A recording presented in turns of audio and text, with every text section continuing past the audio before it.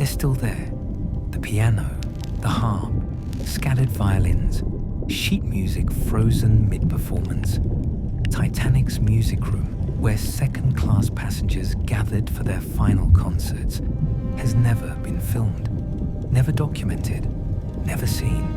In 113 years, no one entered this space. We just did. And the instruments, they still make sound.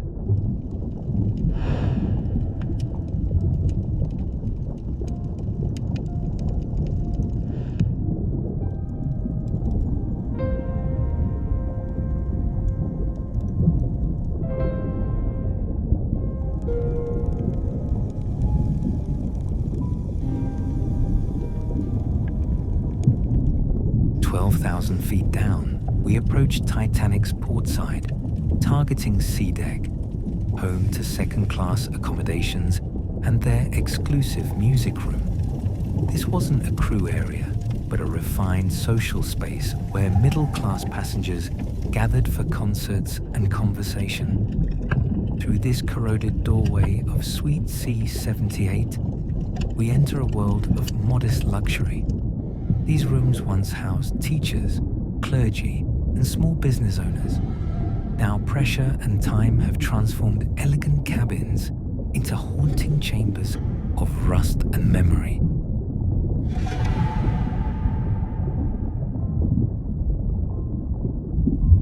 Quick question before we go further. Imagine you're a passenger in the music room on April 14th, 1912. The piano plays softly. You're sipping tea, discussing dreams of America. You have hours left to live. Would you want to know? Or would ignorance be mercy? Comment below. If you're captivated by Titanic's untold stories, smash that like button and subscribe. We're going deeper into the music room's secrets. Let's continue.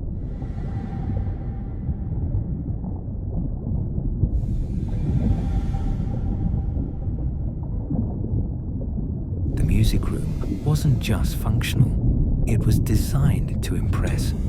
Second-class passengers paid substantial fares, roughly 3 months' wages for working families. White Star Line ensured they felt valued. These windows once framed ocean sunsets. That doorway led to the gentleman's smoking room. These brass fixtures provided warm evening light. The floor tiles reflected middle-class aspirations. Every detail communicated respectability and hope.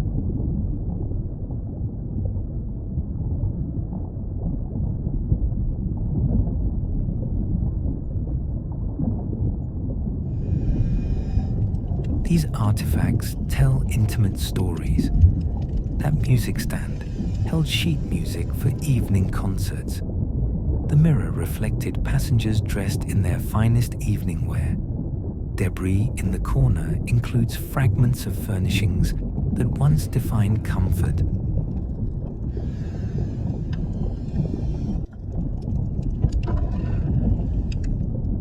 The ventilation system provided fresh air circulation, advanced for 1912. Through that exit doorway, passengers returned to their cabins after socializing, unaware they had weeks remaining.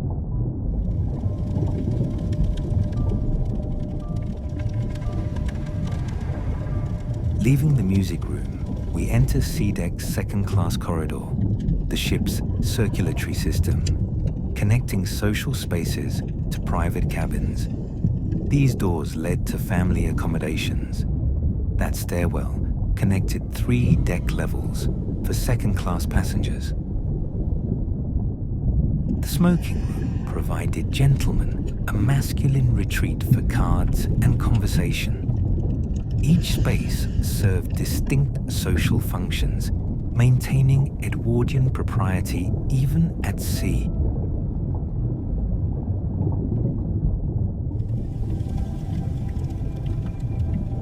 The smoking room preserved rigid Edwardian gender divisions. Ladies retired to the music room while gentlemen gathered here for brandy and cards. That bar served spirits late into evenings. These windows provided ocean views during daytime smoking sessions.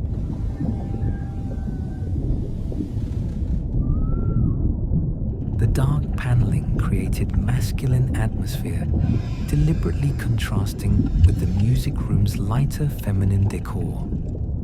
Social hierarchies governed even leisure time aboard the Titanic.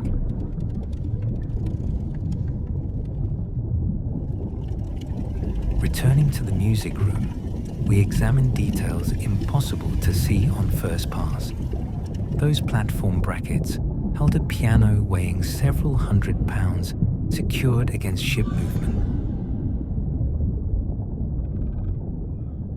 The wall carvings represent hours of artisan labor.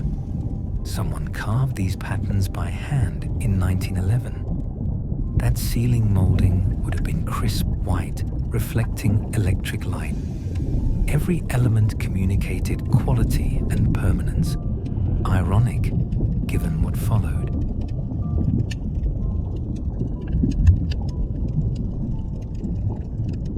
These micro details reveal Titanic's construction quality. The electrical wiring used cutting-edge 1912 technology. Floor tiles were individually laid by craftsmen. Window frames featured hand-etched decorative touches. Column capitals showed classical architectural training.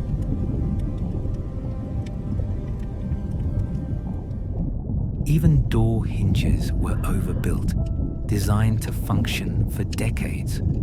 The builders truly believed in this ship's future.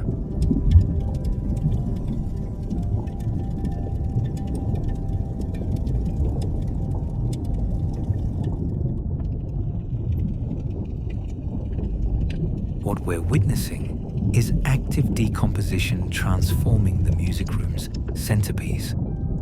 That piano, probably a Steinway grand, once filled this space with Chopin and Beethoven. Now rusticles consume its iron frame while bacteria colonize the wood. The keyboard that fingers pressed in 1912 now rests scattered. Yet remarkably, the strings maintain tension after 113 years, occasionally vibrating in currents, creating ghostly phantom melodies in the darkness. Every piano component tells stories. Those pedals controlled sustain and damping. A pianist's feet worked them constantly. The Steinway brand name represented premium quality. Only the finest instruments aboard Titanic. Ornate leg carvings showed Victorian aesthetic excess. The music stand held sheet music for evening performances. That bench adjusted height for different pianists. Someone sat there playing, unaware these objects would rest on the ocean floor for over a century.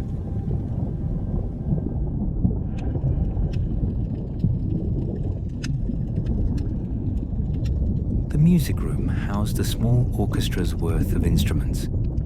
Violin fragments show musicians brought personal instruments, or ship provided them. That cello end pin extended for playing position. Sheet music dissolved into unreadable pulp. We'll never know what songs they played those final nights. Brass instruments still show decorative engraving.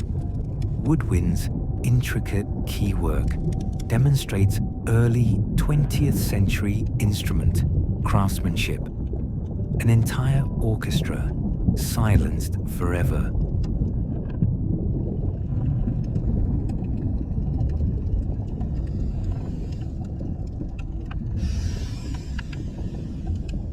These artifacts humanize the musicians.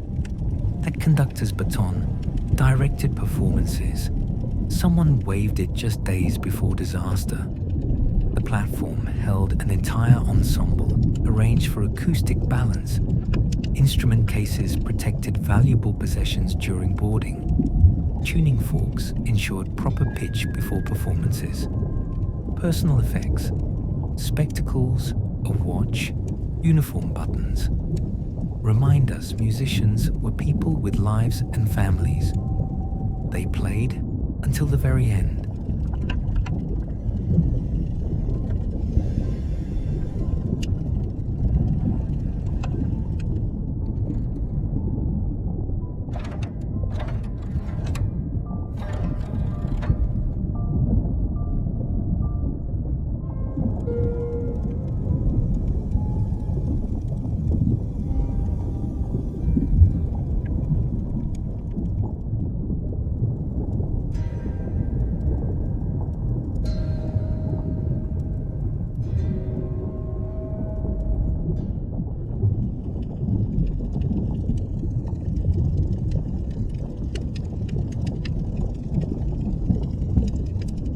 Each instrument component reveals musicians' tools.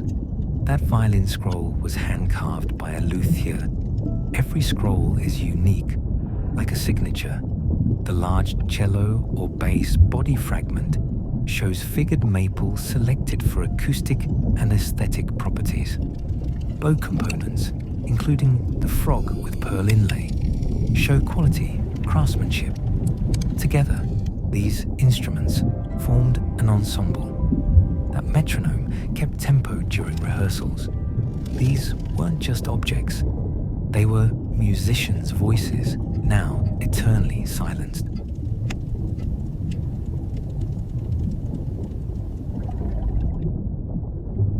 The room's design optimized musical performance. Music stands held sheet music, possibly Strauss waltzes, or popular hymns passengers loved. Specialized acoustic panels on walls diffuse sound, preventing echoes. The platform elevated performers for sightlines and acoustic projection.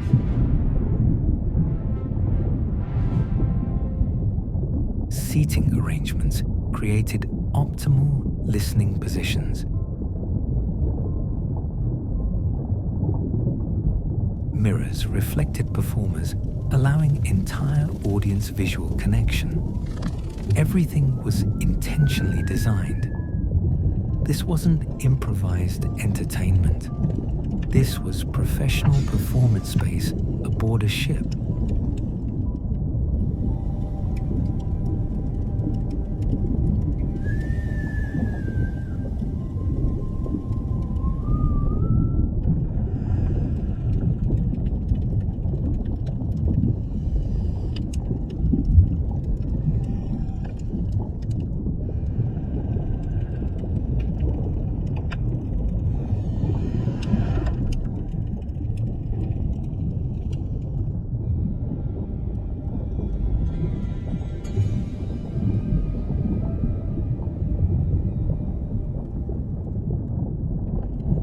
These artifacts reveal musical culture aboard the Titanic.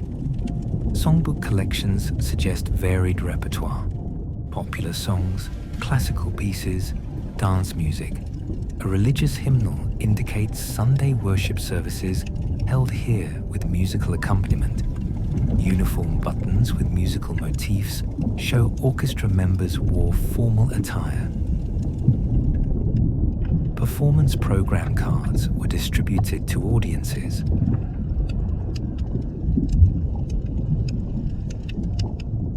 Personal instrument case tags prove musicians brought private instruments. These were professional performers taking their careers to America.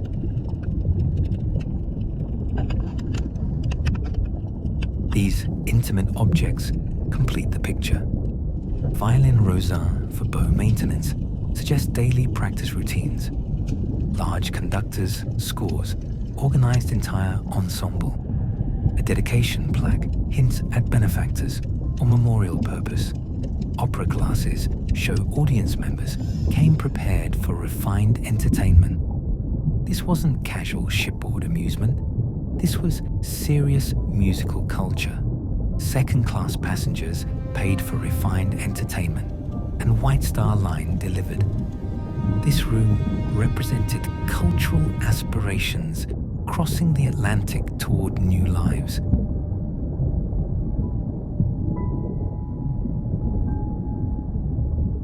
Incredibly, these instruments still produce sound. When currents move piano strings, they vibrate, creating actual tones. Plucking a harp string produces resonance. The instrument still functions. Multiple instruments responding to currents create unintentional symphony, a phantom orchestra playing itself. Even violin bodies retain acoustic properties, resonating when stimulated. The music room hasn't fallen completely silent. Ghost melodies still emerge from the darkness, instruments playing themselves in the deep.